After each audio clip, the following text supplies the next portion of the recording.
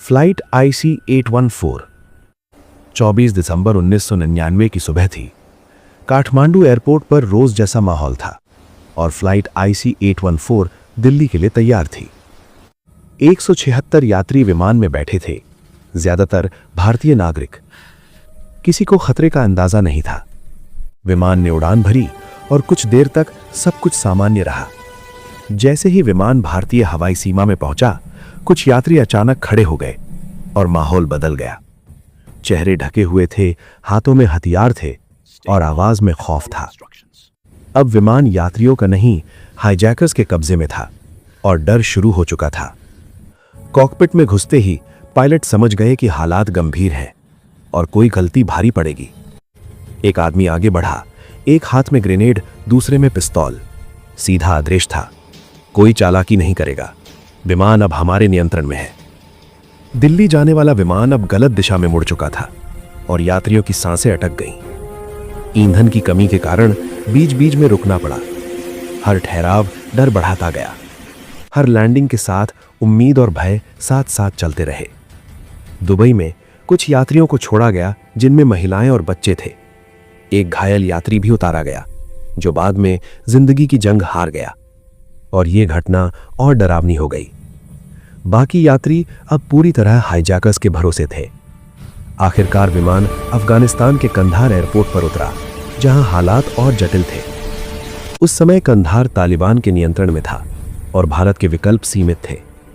यहीं से 8 दिनों का खौफनाक इंतजार शुरू हुआ।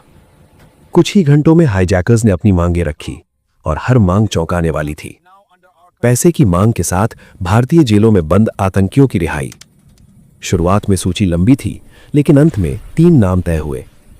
भारत में हर टीवी चैनल यही खबर दिखा रहा था और देश बेचैन था। प्रधानमंत्री अटल बिहारी वाजपेयी हर विकल्प पर विचार कर रहे थे, क्योंकि हर फैसला ऐतिहासिक था। सरकार जानती थी कि एक गलत कदम सैकड़ों जानें ले सकता है।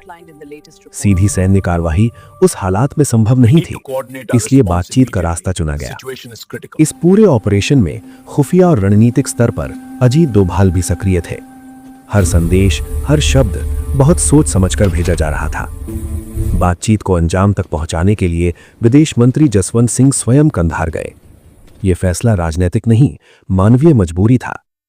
मकसद एक ही था, किसी भी कीमत पर बंधकों को जिंदा वापस लाना।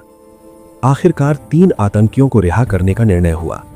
मौलाना मसूद अजहर, अहमद उमर सईद शेख और मुश्ताक अहमद जरगर। यह फैसला सरकार के लिए भी भारी था और देश के लिए भी। विमान में बैठे लोग 8 दिन तक हर पल डर में जिए। हर रात लंबी थी, हर आवाज डरावनी, हर सुबह अनिश्चित। यह डर सिर्फ विमान में नहीं था, पूरा भारत साथ कांप रहा था। 31 दिसंबर को आखिरकार समझौता पूरा हुआ और बंधकों को छोड़ा गया। एक विशेष विमान से सभी यात्रियों को भारत लाया गया और देश ने राहत की सांस ली। लेकिन यह राहत कई सवाल छोड़ गई।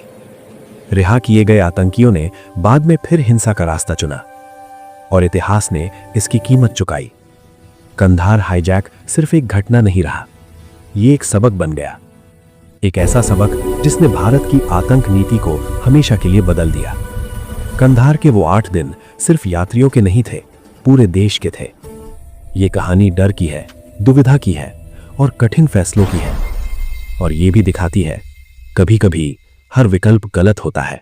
अगर आपको हमारी वीडियो पसंद आई हो तो चैनल को सब्सक्राइब करें, वीडियो को लाइक करें और कमेंट जरूर करें। आपका सपोर्ट हमें और ऐसी कहानियां लाने की ताकत देता है।